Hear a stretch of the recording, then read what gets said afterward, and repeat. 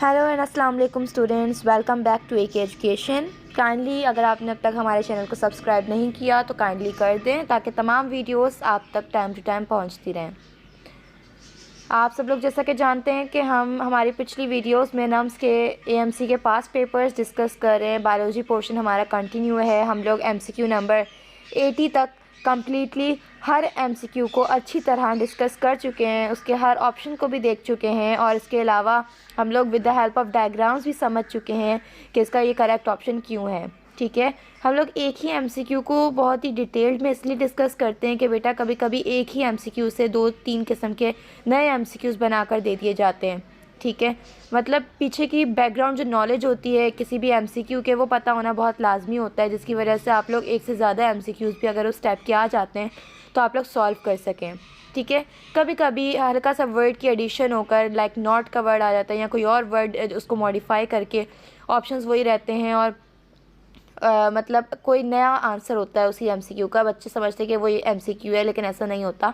तो इसलिए ज़रूरी होता है इंसान के लिए कि हर MCQ को बहुत अच्छे से वो पढ़े और उसके पीछे की बैकग्राउंड नॉलेज हर इंसान को पता हो वाइल सॉल्विंग अ MCQ। तभी हम लोग बहुत ही डिटेल्ड में हर MCQ को डिस्कस करने की कोशिश करते हैं। तो चलिए स्टार्ट करते हैं MCQ नंबर 81 से। जैसा कि आप स्क्रीन पर देख सकते हैं, which structure is involve in the gaseous exchange of plants.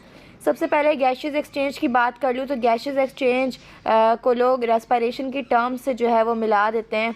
ठीक है, रेस्पिरेशन और गैशियस एक्सचेंज में हल्का सा डिफरेंस होता है, हम यहाँ पे डिस्कस कर लेते हैं इस चीज़ को भी कि गैशियस एक्सचेंज जो होता है वो होता है कि inhale of oxygen and exhale of carbon dioxide in the case of animals and in the case of plants it's inhale of carbon dioxide and the exhale of oxygen. Means कोई भी gases जो है, दो या दो से ज़्यादा gases जो होती हैं उनको एक्सचेंज करना विद द एटमॉस्फेयर, वो कहलाता है प्रोसेस गैशियस एक्सचेंज का। रेस्पिरेशन कौन सा प्रोसेस होता है जिसमें एनर्जी जो है प्रोड्यूस की जाती है by the breakdown of food, by the breakdown of organic molecules, वो प्रोसेस होता है रेस्पिरेशन।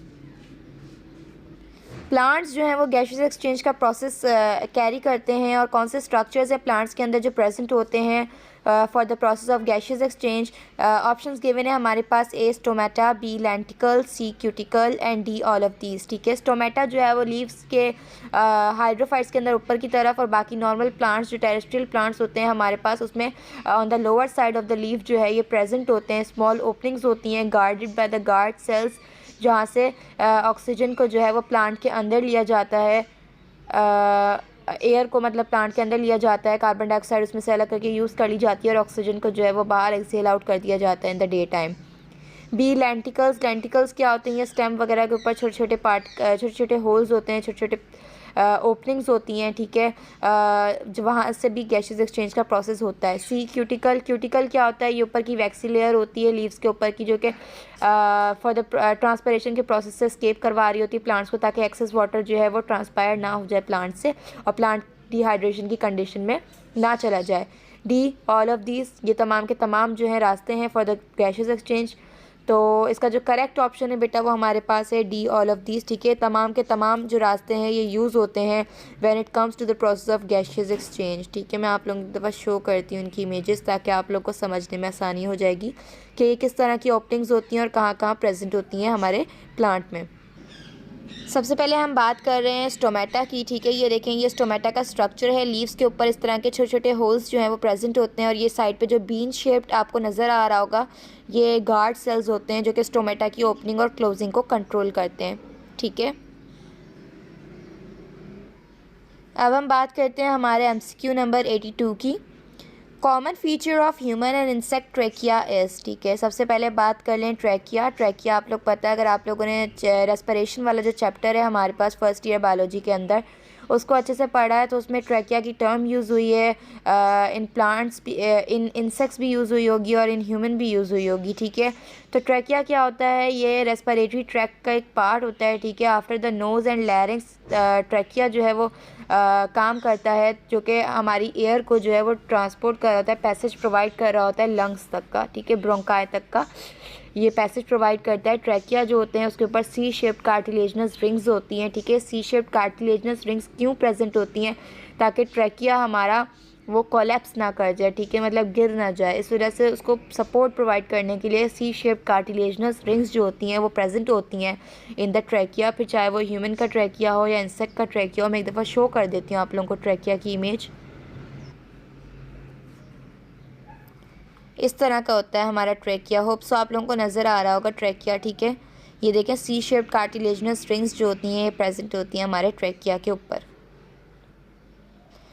तो हमसे क्या पूछा गया है कि ह्यूमन और इंसेक्ट के ट्रैकिया में क्या चीज़ कॉमन है, ठीक है। कौन सी चीज़ कॉमन है दोनों में? ए नॉन कोलैप्सिबल वॉल, मतलब कि ऐसी वॉल्स जो कि गिर ना सकें। बी सपोर्टिंग रिंग्स, सपोर्ट करने वाली रिंग्स। सी एक्टोडर्मल ओरिजिन और डी एंडोडर्मल ओरिजिन। तो बेटा इसमें से जो हमारे पास करेक्ट ऑप्शन है वो आपको दो लग रहे होंगे, एक ए नॉन कोलैप्सिबल वॉल्स और बी सपोर्टिंग रिंग्स, ठीक है। देखो सपोर्टिंग रिंग्स का नाम यहाँ पे है, सी कार्टिलेजनस रिंग्स का नाम नहीं है, कोई स्पेसिफाई नहीं किया हुआ, लेकिन नॉन कोलैप्सिबल वॉल्स जो हैं वो हमारे पास स्पेसिफाइड हैं। और नॉन कोलैप्सिबल वॉल्स जो होती हैं वो ट्रैकिया की पहचान होती है, फिर चाहे वो इंसेक्ट का हो या ह्यूमन का। तो इसका जो करेक्ट ऑप्शन होगा हमारे पास वो ए होगा, नॉन कोलैप्सिबल वॉल्स, ठीक है। बात करते हैं MCQ नंबर 83 की। Vomiting occurs due to, vomiting क्यों होती है, किस वजह से होती है वॉमिटिंग? यू ऑलरेडी नो के उल्टी को कहा जाता है वॉमिटिंग, और ये किस वजह से होती है? ए कॉन्स्टिपेशन।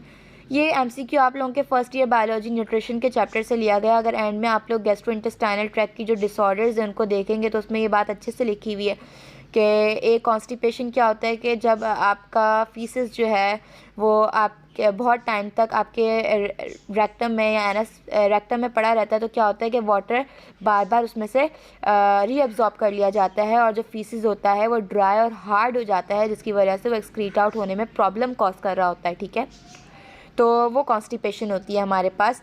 बी डायरिया क्या होता है कि लूज़ वाटरी मोशंस, ठीक है, वो डायरिया होता है हमारे पास। सी एंटी पेरिस्टाल्सिस और ये डी पेरिस्टाल्सिस। इसके बारे में बताती चलूँ कि ये कौन सा प्रोसेस होता है।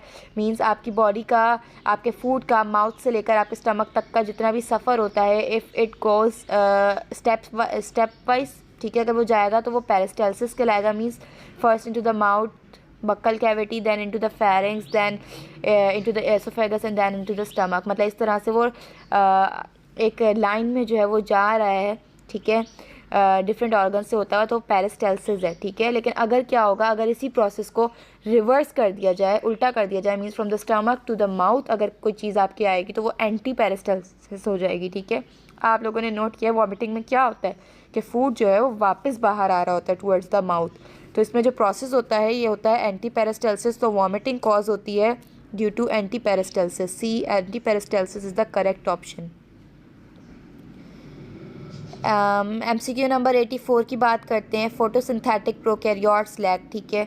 इसमें दो टर्म्स है मेन गौर करने वाली, एक है फोटोसिंथेटिक और एक है प्रोकैरियोट्स, ठीक है। फोटोसिंथेटिक आप लोगों को अच्छे से पता है कि what is photosynthesis. It's a process जिसमें सनलाइट की एनर्जी को कैप्चर किया जाता है with the help of chlorophyll, और फिर क्या होता है फूड प्रिपेयर किया जाता है।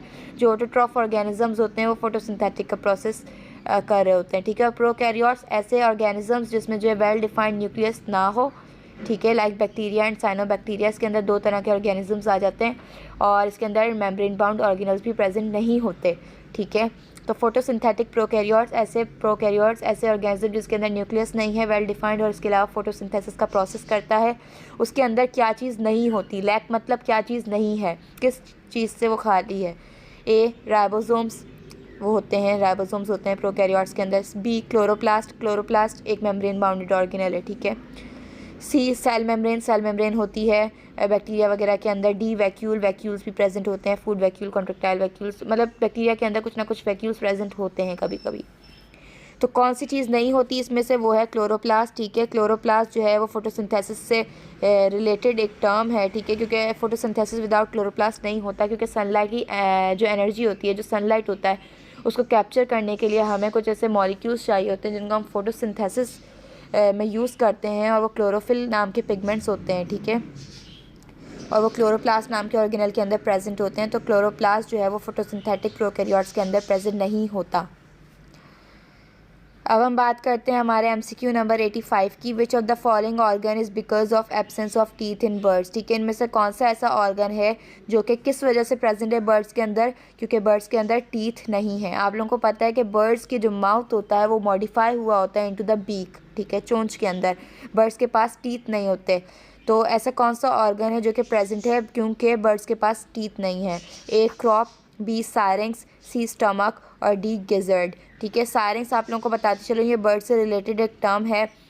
ये वोकल बॉक्स को कहा जाता है। ठीक है, लाइक वी हैव लैरिंग्स, हमारा वोकल कॉर्ड, इनके पास साइरेंक्स होता है, साउंड बॉक्स। ठीक है, डी गिजर्ड जो होता है ऐसा ऑर्गन है जो कि प्रेजेंट होता है बर्ड्स के अंदर। वाई? क्योंकि उसके अंदर टीथ की एब्सेंस होती है।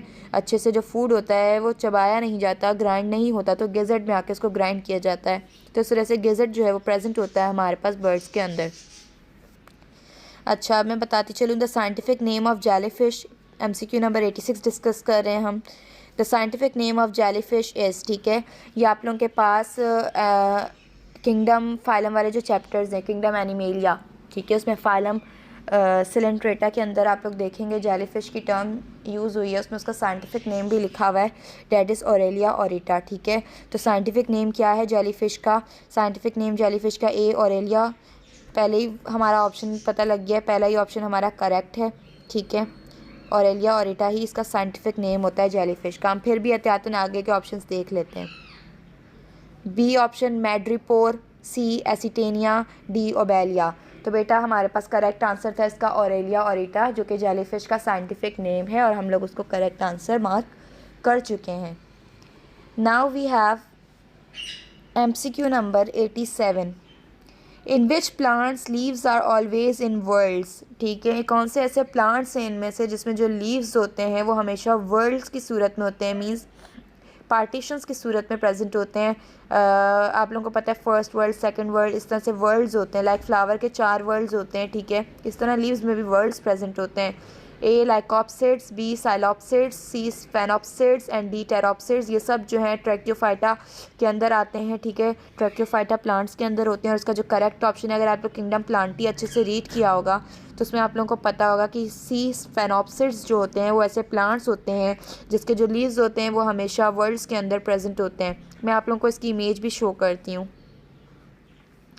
सी डी कितने ब्यूटीफुल किस्म के ये लीव्स होते हैं, देखें, ये देखें किस तरह से वर्ल्ड्स के अंदर इसके लीव्स प्रेजेंट हैं। ठीक है, ये आप लोग देख रहे होंगे इधर, ये देख सकते हैं आप इसको अच्छे से, ये देखें वर्ल्ड्स के अंदर इसके लीव्स प्रेजेंट होते हैं। ठीक है, लाइक दिस, इस तरह का स्ट्रक्चर होता है कुछ। तो ये होते हैं स्फेनोप्सिड्स प्लांट्स जिसके जो लीव्स होते हैं वो हमेशा वर्ल्ड्स के अंदर प्रेजेंट होंगे। Now we have MCQ number 88। In bacterial and viral infection there is increase in number of. जब भी हमारी बॉडी में कोई बैक्टीरिया या वायरस अटैक करता है, कोई इन्फेक्शन कॉज करता है, तो फ़ौरन हमारे कुछ ऐसे, आप लोगों को अच्छे से पता है, हमारे जो बॉडी में कुछ ऐसे सेल्स होते हैं जो कि बैक्टीरिया और वायरस से हमें प्रोटेक्ट करने का काम कर रहे होते हैं, फ़ाइट बैक करते हैं, मींस जो इन्हें हम पुलिसमैन ऑफ द बॉडी भी कहते हैं। वो होते हैं WBCs, means white blood cells, जो कि डिफेंस प्रोवाइड करते हैं हमारी बॉडी को। ठीक है, तो जब भी ऐसा होगा कि बैक्टीरिया या वायरस कोई ना कोई अटैक करेगा हमारी बॉडी के ऊपर, कोई इन्फेक्शन कॉज करेगा, तो फ़ौरन से जो वाइट ब्लड सेल्स होंगे वो एक्टिवेट हो जाएंगे और अपना काम करेंगे। ठीक है, और इसके अलावा अपने नंबर भी बढ़ा देंगे क्योंकि ज़्यादा ज़रूरत होगी उस टाइम वाइट ब्लड सेल्स की। तो इस वजह से इसका जो करेक्ट ऑप्शन होगा, हम पहले ऑप्शंस पढ़ लेते हैं। ए प्लेटिलेट्स, प्लेटिलेट्स जो है वो क्लॉटिंग ऑफ ब्लड में काम करते हैं, खून जमाने का काम। B RBCs, red blood cells की बात करते हैं, इसमें हीमोग्लोबिन होता है जो कि ऑक्सीजन को ट्रांसपोर्ट करने का काम करता है बॉडी में। सी एंटीबॉडीज़, एंटीबॉडीज़ जो होती हैं वो हमें पहचान होती हैं, ठीक है, किसी भी मतलब ऑर्गेनिज्म की कि ये पहले आ चुका है, ठीक है, उसको डिटेक्ट करने का काम कर रही होती हैं। D WBCs, white blood cells. ठीक है, तो इसका जो करेक्ट ऑप्शन है डेट इज़ डी WBCs जो हैं वो फाइट बैक करने के लिए यूज़ होते हैं टूवर्ड्स एनी इन्फेक्शन। तो इस वजह से WBCs मोस्ट एक्टिवेट हो जाएंगे और अपना नंबर भी इंक्रीज़ कर लेंगे in case of infection. MCQ number 89 की बात करते हैं। In plants which are involve in testa formation. प्लांट्स के अंदर इनमें से कौन से ऐसे सेल्स हैं जो कि टेस्टा फॉर्मेशन के अंदर हेल्प करते हैं? सबसे पहले टेस्टा, ये एक नई वर्ड आप लोगों को होगी, लेकिन अगर आप किंगडम प्लांटी को अच्छे से रीड करेंगे तो उसमें ये वर्ड लिखा होगा। टेस्टा जो है वो वर्ड होता है for the outer covering of seed. ठीक है, सीड कोट जिसको कहते हैं, ठीक है, वो जो आउटर कवरिंग होती है सीड की उसको टेस्टा भी कहा जाता है। तो वो टेस्टा जो है वो कौन से सेल से मिलकर बना होता है वो हमें बताना है एमसीक्यू के अंदर।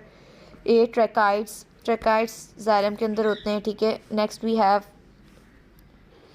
B sclereids, C sclerenchyma and D none of these, ठीक है। स्क्लेरेनकाइमा जो होते हैं वो डेड सेल्स होते हैं, ठीक है। जो मैं आप लोगों को सही ऑप्शन बता देती हूँ सबसे पहले इसका जो करेक्ट ऑप्शन है हमारे पास डेट इज स्क्लेराइड्स, ठीक है। स्क्लेराइड्स ऐसे सेल्स होते हैं जो कि टेस्टा फॉर्मेशन में काम करते हैं प्लांट्स के अंदर, ठीक है। सीड को जो आउटर कवरिंग प्रोवाइड करने का काम है वो स्क्लेराइड सेल्स करते हैं। इसके बाद हमारे पास है एमसीक्यू नंबर 90 जो कि इस वीडियो का लास्ट एमसीक्यू है। द एशुलेटेड प्लांट्स लैक, ठीक है। एशुलेटेड प्लांट्स ऐसे प्लांट्स जो कि प्रोड्यूस करते हैं, मींस खाना प्रोड्यूस करते हैं in the absence of light, ठीक है। इन द पार्शियल और complete absence of light means उनको लाइट की कोई ज़रूरत नहीं होती for their preparation of food, तो उन प्लांट्स को कहा जाता है एशुलेटेड प्लांट्स। तो ऐसे प्लांट्स में क्या चीज़ नहीं होती? A chlorophyll, B xanthophyll, C carotenes और डी नन ऑफ दीज। तो ए क्लोरोफिल जो होते हैं वो ग्रीन पिगमेंट्स होते हैं, B xanthophylls are the xanthophyll, I think we have yellow pigments and C carotenes are the red और orange type pigments and D none of these, ठीक है।